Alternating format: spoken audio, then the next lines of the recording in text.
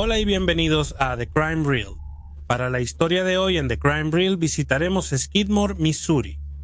Ubicada en el medio oeste de Estados Unidos, Skidmore tiene una población que ha ido disminuyendo constantemente, estimada actualmente en alrededor de 250 personas, bajando de aproximadamente 400 en los años 1980.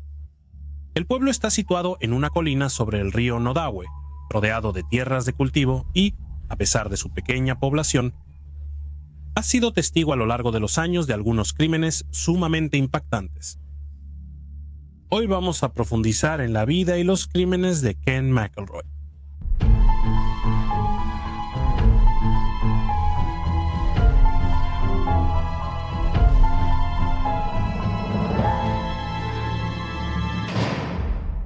Ken Rex McElroy nació el 1 de junio de 1934. Fue el 15º de 16 hijos nacidos de Tony y Mabel McElroy. Para esta familia extremadamente numerosa, el dinero era escaso y la vida era muy difícil. Sus padres eran agricultores arrendatarios que pagaban la renta de la tierra con cosechas y por lo tanto dependían mucho del rendimiento de cada año. Cuando era niño, Ken sufrió una grave lesión en la cabeza en la granja de sus padres.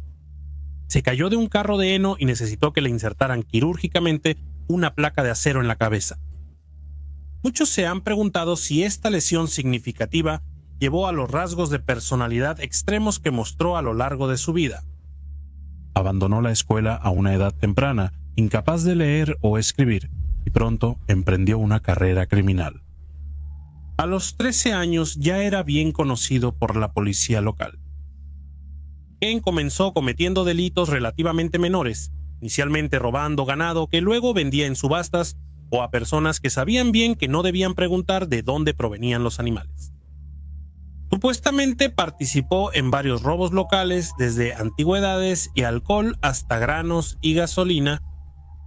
A medida que su confianza crecía, se volvió cada vez más arrogante, creyendo que la ley no se aplicaba a él, y, a su vez, sus crímenes adquirieron un carácter mucho más siniestro. Era un hombre violento de temperamento explosivo, además de ser un mujeriego notorio y un bebedor empedernido. En las décadas de 1960 y 1970, Ken dominó el pueblo de Skidmore al imponer una cultura de miedo entre sus habitantes. A pesar de que se presentaron cargos en su contra en al menos 20 ocasiones distintas, logró evitar ser condenado cada vez.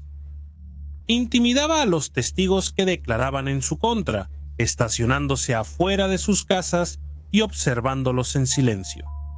Se dice que quienes iban a testificar encontraban serpientes de cascabel en sus buzones. Con el dinero que obtuvo de su larga serie de crímenes, Ken pudo contratar a Ricardo Jean McFadden como su abogado defensor. Ricardo era un abogado sumamente exitoso que no ocultaba el hecho de que usaría todos los trucos posibles para proteger a sus clientes. Ken se casó 4 veces y tuvo más de 10 hijos con diferentes madres. Muchas de estas madres eran apenas unas niñas, y aún así, nunca hubo una acusación exitosa en su contra. 1970. Ken conoció a una chica llamada Trina McLeod. Ella tenía solo 12 años. En ese momento, ella sufrió un abuso extenso a manos de Ken, y al cabo de unos años quedó embarazada de su hijo. Después del nacimiento de su bebé, intentó escapar de Ken, y huyó a la casa de sus padres llevándose a su bebé recién nacido con ella. Ken no estaba dispuesto a dejarlos ir. Siguió a Trina hasta la casa de sus padres y arrastró a ella y al bebé de regreso a casa. Antes de irse, disparó al perro de la familia y luego quemó la casa de los padres de ella para darles una lección a todos. En una cita con el médico local, Trina reveló detalles del abuso y lo que había sucedido en la casa de sus padres.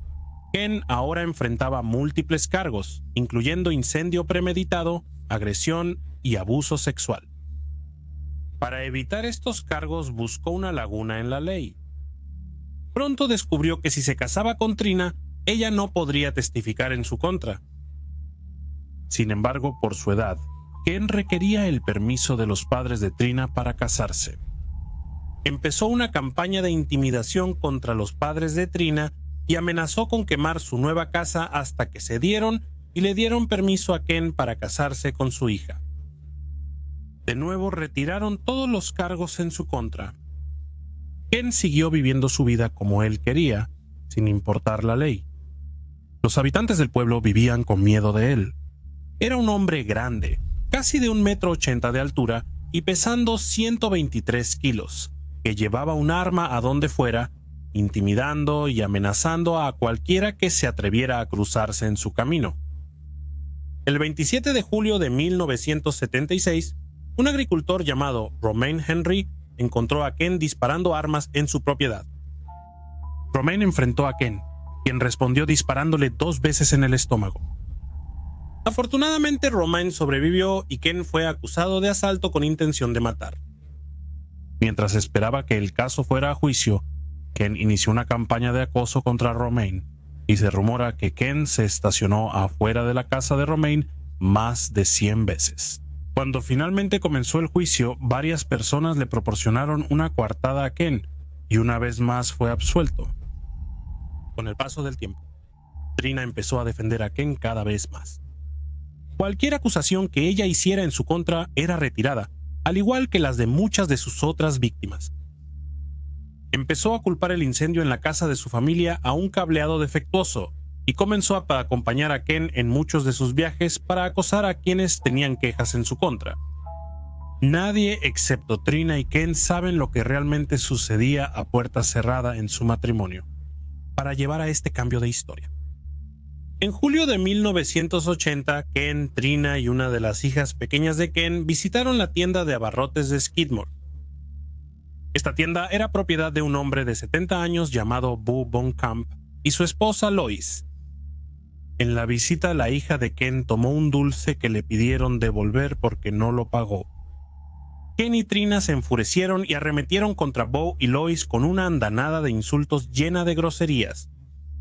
Lois Bonkamp intentó razonar con ellos y decir que simplemente fue un malentendido para tratar de hacer las paces con Ken. Sin embargo, Ken se negó a dejar pasar esto y desató una campaña de intimidación contra la pareja de ancianos. Empezó a sentarse afuera de su casa en su camioneta todas las noches, a menudo disparando su arma al aire. Los Bonkamp estaban aterrorizados y recurrieron a dormir por turnos en las casas de sus vecinos. Luego, una noche a finales de julio de 1980, Bo Bonkamp estaba afuera, cerca del área de carga en la parte trasera de su tienda de abarrotes. Ken se le acercó y le disparó en el cuello antes de irse rápidamente en su camioneta. Richard Stratton, un patrullero de caminos, se enteró de este incidente y asumió que Ken intentaría salir del condado por el pueblo vecino de Fillmore. Richard localizó a Ken y lo arrestó. Beau fue llevado de urgencia a los ambos al hospital y afortunadamente sobrevivió al ataque. Ken de inmediato le pidió ayuda a su abogado, Ricardo McFadden, quien empezó a trabajar en la defensa argumentando que Ken había actuado en defensa propia, porque Bo intentó atacarlo con un cuchillo. Al mismo tiempo, Ken continuó acosando a la familia Bonkamp, pero a pesar de su absoluto miedo, ellos se mantuvieron firmes.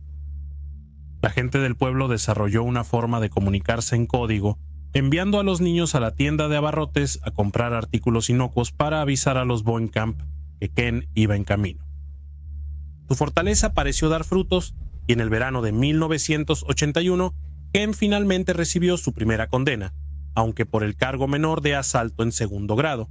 Fue sentenciado a 2 años de prisión. Sin embargo, cualquier alivio que se sintió en el pueblo pronto se convirtió en frustración, ya que Ken fue liberado bajo una fianza de $40,000 mientras se apelaba a su condena. Al día siguiente de ser liberado bajo fianza, Ken entró en la taberna y sala de billar The Ant, y en Skidmore con un rifle con una bayoneta. Esto violó claramente su fianza. Y luego Ken empezó a presumir sobre cómo iba a acabar con los Bowen. Una vez más, el pueblo estaba aterrorizado. Los testigos que lo vieron con el arma le dieron la información al fiscal del condado para intentar que le revocaran la fianza.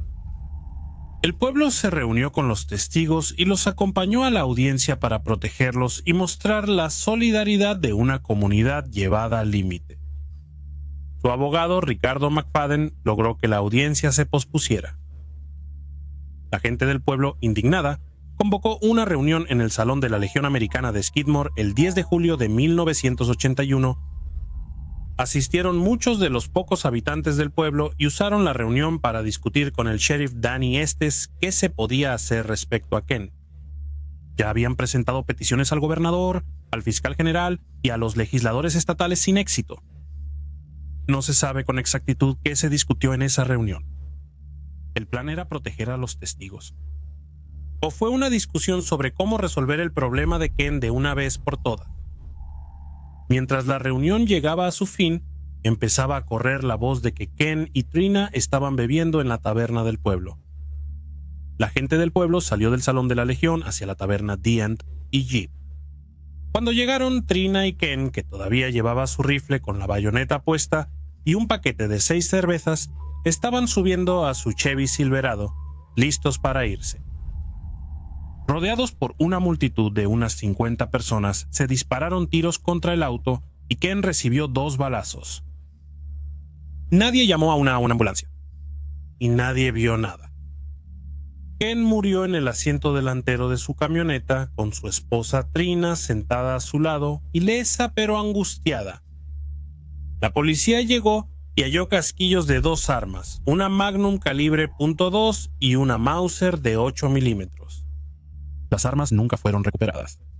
Ken fue baleado por 2 personas, una desde el frente de la camioneta y otra desde atrás. Trina afirmó saber la identidad de uno de los 2 tiradores, pero como no había pruebas definitivas, nunca se acusó a nadie y se concluyó que Ken fue asesinado por personas desconocidas. Varias personas de este caso ya fallecieron. El sheriff Danny Estes, el patrullero de caminos Richard Stratton, el hombre que Trina nombró como el asesino de Ken, y la propia Trina. Es poco probable que sepamos toda la verdad de lo que ocurrió ese día en el verano de 1981. ¿La ciudad se salió con la suya cometiendo un asesinato o se hizo justicia por parte de la gente de un pueblo que había sido continuamente defraudado por la ley? Y un detalle más de este caso. Existe una película de 1991 llamada A plena luz del día que narra la historia de Ken McElroy. Por favor, suscríbete si eres nuevo en el canal y comenta aquí abajo para aquellos que regresan a uno de mis videos. Muchas gracias por estar ahí y apoyarme, y ahora para el final del video es hora de un pequeño momento de crímenes menores, ahora las mascotas de nuestros espectadores para que el mundo las vea. Después de lidiar con un caso horrible, Pedro ha enviado a Perla. Perla es Perla es una labrador. Pedro me dice que Perla es la perra de su compañero de cuarto y que en realidad es de Eric. Perla es de Windsor, en Pensilvania, y comparte ese maravilloso jardín con su mamá Ópalo, y también está Frosty. Sigamos antes de que alguien pregunte qué está pasando aquí. De todos modos, 3 perros maravillosos cuidados con mucho cariño por Eric y también por Pedro. Gracias por enviarlos, muchas gracias por escuchar El Carrete Criminal, cuídense, adiós.